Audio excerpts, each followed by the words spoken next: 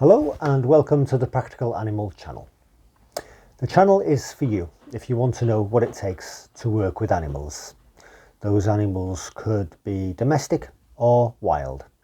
If domestic, it could be agricultural livestock or companion animals, dogs and cats. If you want to work with wild animals, that then could be in a collection or it could be in the wild. Whatever you choose to work with, we aim to cover it all. Most of the videos are interviews that I've arranged with people who already work with animals professionally. I ask them questions such as what was their life story? What are the skills that they need to work with the animal they work with? And what are the personal qualities, such as patience? Some videos, like this one, are product reviews. Others will be people demonstrating their skills with the animals that they work with. That's going to be experimental, so bear with me to see how it goes as the channel develops. Today I review trail cameras. Conservationists have been using trail cams for years to track wildlife movement. I found that trail cams are wonderful because you can surround yourself with nature in all its glorious biodiversity. It does the work so that you, as a field naturalist, don't have to. You leave it in a suitable place for filming and photographing animals when you don't have the time to do so. This camera was unavailable on the market 20 years ago. A camera like this changes the way that you think about how you work with animals. Your mind swims with the possibilities for photographing and for videoing.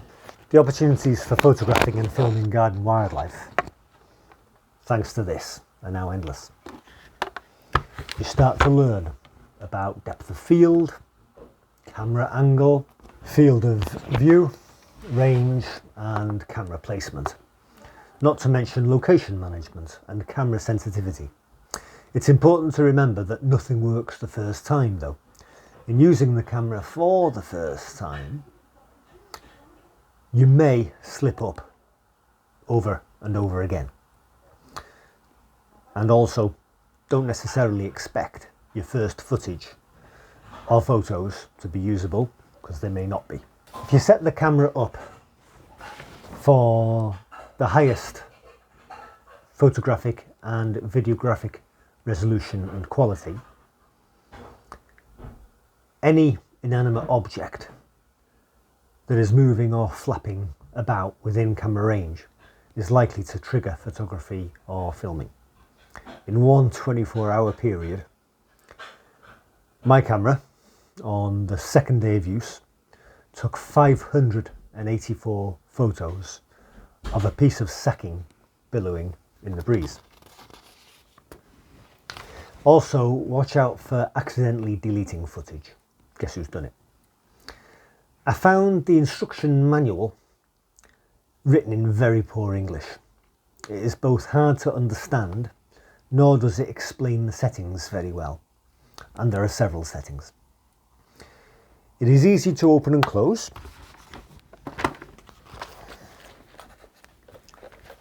Hinges are there.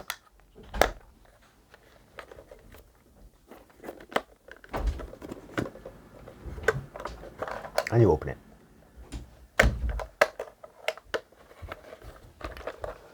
And you learn to do this very quickly so as to prevent your fingers or any other projecting portions of your anatomy from being photographed against your will. I would prefer to see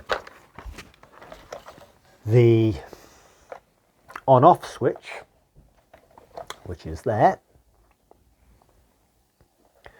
to have been placed on the same side as the fastenings. So somewhere there.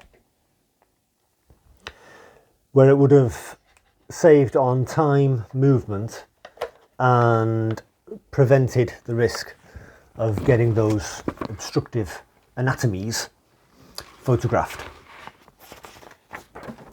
It would have meant you didn't have to open the flap all the way to manipulate the camera. As it is, you do have to open it all the way to manipulate the camera. The strap is going to fray over time. It's fraying already, see? All that said, let's look at the first week's results. So here we have a blackbird coming straight up to what used to be a hawk bath. It's got a collection of goodies in there, including wild bird seed, suet pellets, mealworms, and some wildfowl ration. So we've got a blackbird with a distinctly black beak. Not sure whether that indicates a young bird or a female. However, to the right we have the pied wagtail. Got a lot of time for pied wagtails, I do love them.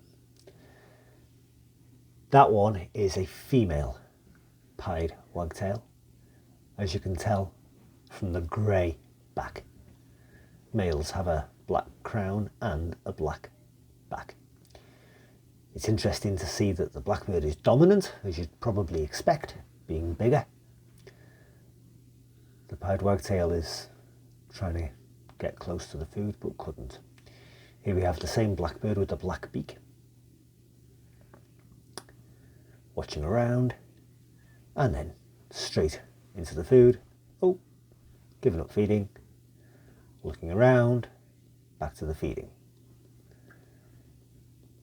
I found the blackbirds do prefer the suet pellets and the mealworms.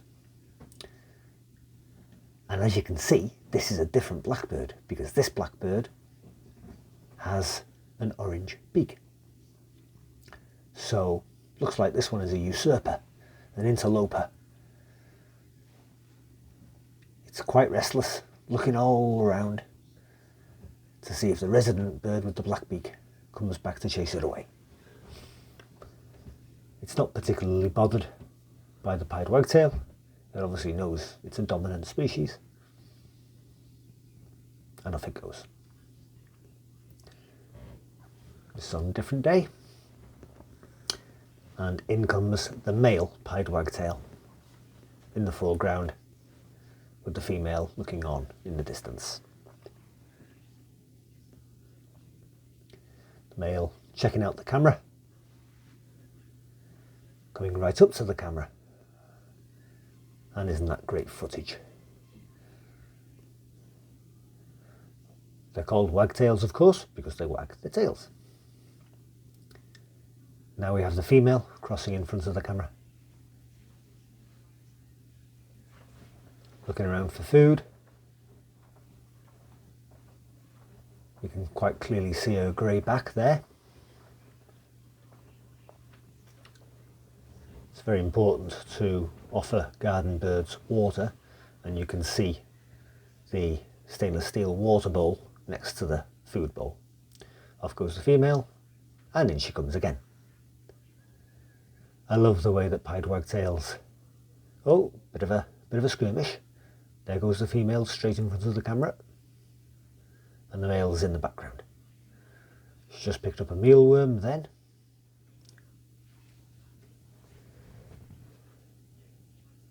And there's the female again at a different time of day, picking up mealworms that are on the ground.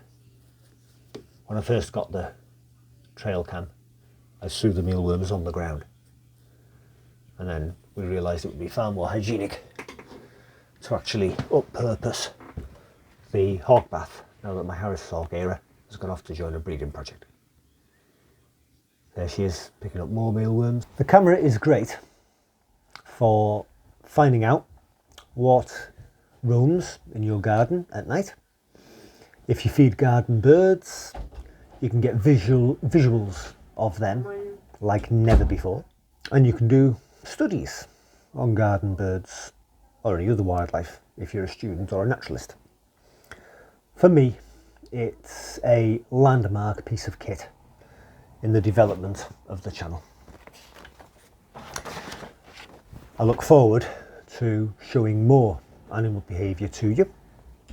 If you liked this video, please click like, and if you found it useful in sharing an insight into trail cams, then please share it with your friends. And for more exclusive content on wildlife, the countryside and the animal industry, please subscribe to the Practical Animal channel.